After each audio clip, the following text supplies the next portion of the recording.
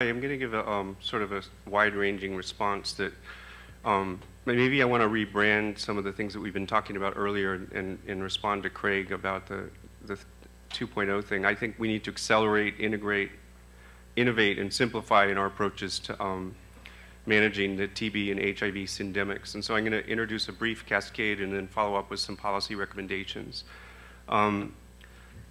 The cascade is very similar to what Sharon Ann showed you yesterday, but it's basically come in, test, are you negative, assess for PrEP and microbicides if you're a man, circumcise, and if they're high candidate for PrEP, give them Truvada. If they're a woman, TDF gel, and screen for TB using the Gene Expert if it's available. South Africa over the next year or two is going to plan to roll out the Gene Expert in every district.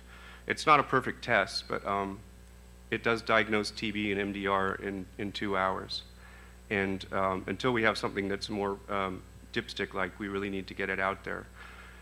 If you're positive, give ART. Craig wanted to know, he wants a pill that's a single pill that you can take once a day and that you can take with TB, and if you're pregnant, we have it. It's called Atripla. Give them cotrimoxazole. Introduce a semi-quantitative CD4 dipstick, not for deciding whether to start therapy, but just to stage them so you can decide, you can assess their response to therapy later. Do a TB symptom screen, and again, if they have TB symptoms, introduce the Gene Expert. If they have drug-sensitive disease, give them DOTS. If they have drug-resistant disease, give them a combination of moxifloxacin, TMC 207, OPC 67683, and an injectable plus 2 background drugs. If they're negative, give them IPT. If available, use TST for staging, but not, again, for eligibility for IPT. Follow the patients with a viral load dipstick every 3 months and provide funding for community adherence and support and legal protection for all despised, hated minority populations. Policy recommendations. Lift the African cap on enrollment in the START study. It's completely ridiculous. Then people are going to come out and say, well, START worked everywhere else in the world, but we don't know if it worked in Africa. Or they'll say we didn't have enough TB endpoints to decide whether or not early ART prevented TB. That's completely crazy if TB is the leading killer of people with HIV all over the world. Lift the cap. It's crazy to have a cap on African enrollment in START. It's going to establish and institutionalize a 2-tiered standard of care, which is what you spent the last 10 years moving away from.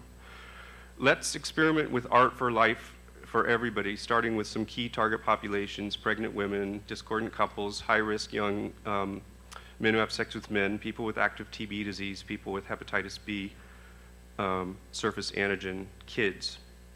Move on to everybody.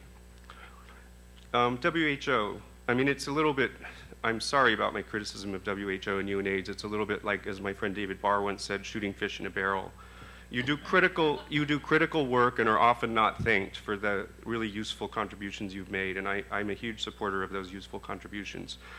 Please update the TB HIV recommendations in 2013 to include ART for TB prevention, because at any of the CD4 counts that we're talking about now, we're not going to prevent enough TB, because a lot of people will already have gotten TB and will even have died of it before they even show up for the HIV test.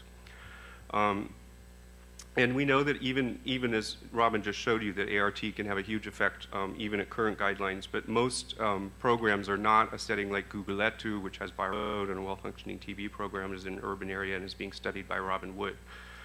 I want to mention just my disappointment in the community as a whole for not getting together and shaking up the field when there was a huge breakthrough in prevention with the RV144 trial. There was no vaccine ready to do follow-up studies.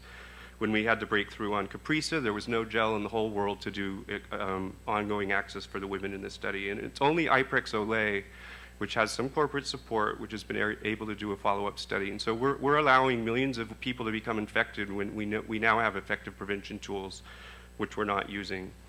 To the ACTG and the other co-sponsors, we need to rapidly test TMC 207 and OPC 67683 with all the anchor ARV drugs in our first and second line regimens To the global donors and activists, we need to advocate for tripling global health funding, doubling NIH funding, setting incidence target reductions to below 50% of the current level as they're targeting in South Africa, not the completely unambitious and uninspiring Obama target of less than 25%. And for all of us, ask President Obama in the 2012 campaign to commit to supporting the science and the scale-up over the next decade, which will set the stage for us to be able to end AIDS in the lifetimes of at least some of us. That's it.